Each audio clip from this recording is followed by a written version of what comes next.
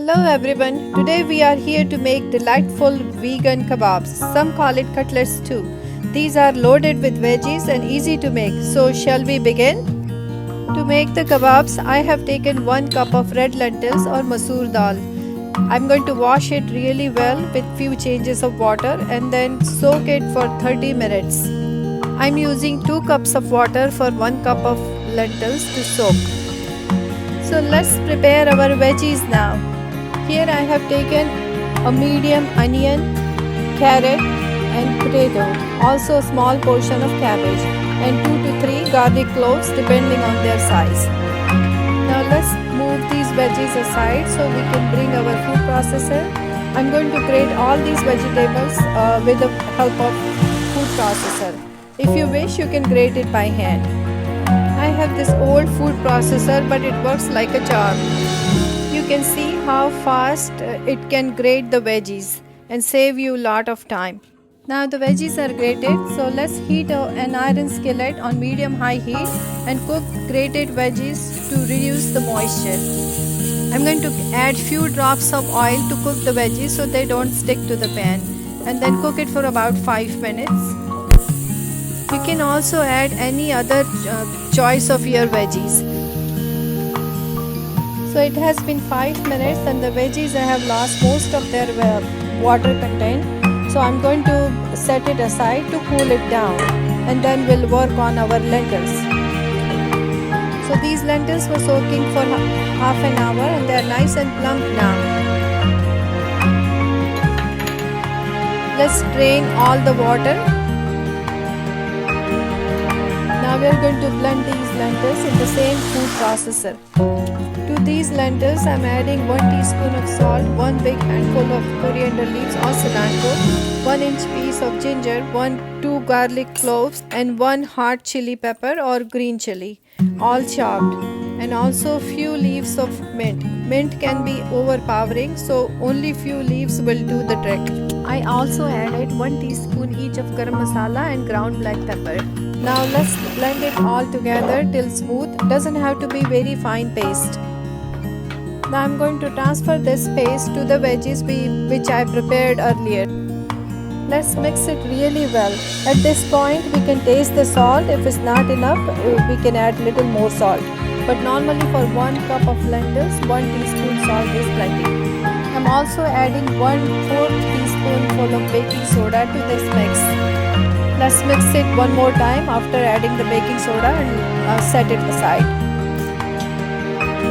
Let's make the dipping sauce. For the dipping sauce, I have 2 red hot chilies, 1 big Roma tomato, 1 clove of garlic.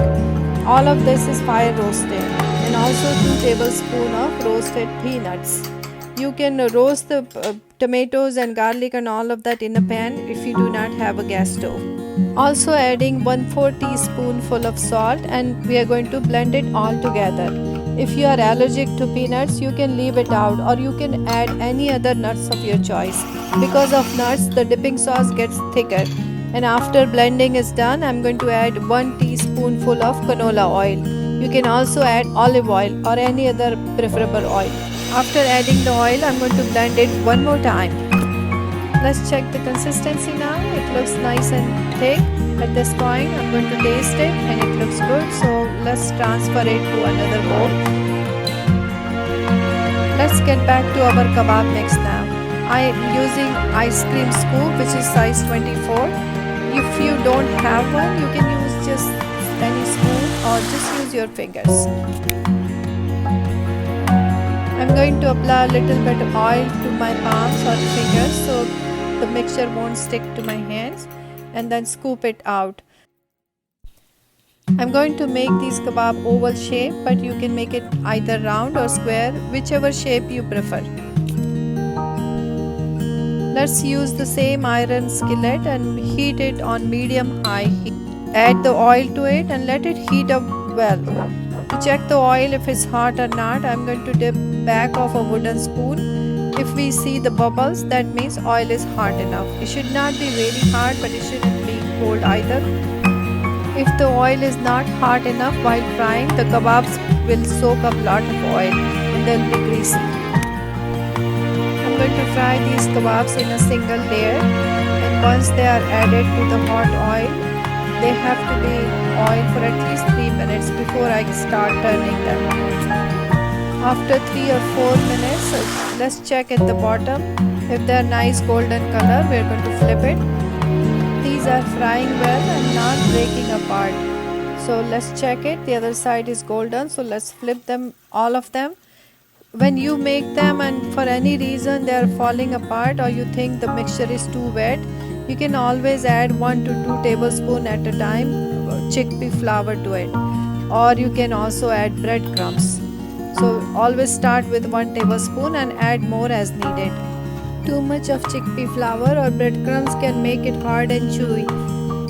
These kebabs are frying really well. They are deep golden brown and they look crispy also. So let's remove them from the pan and drain them onto a paper towel. After this batch is done, I'm going to fry the rest of the kebab also.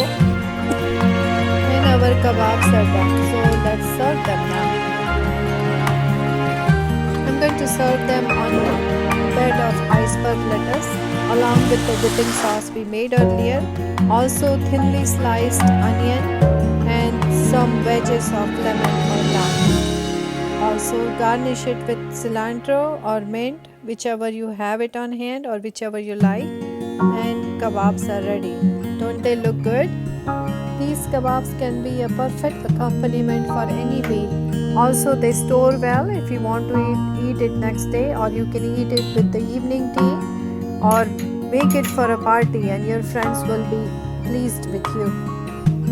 Don't forget to like, subscribe and share for more recipes like this. Thanks for watching.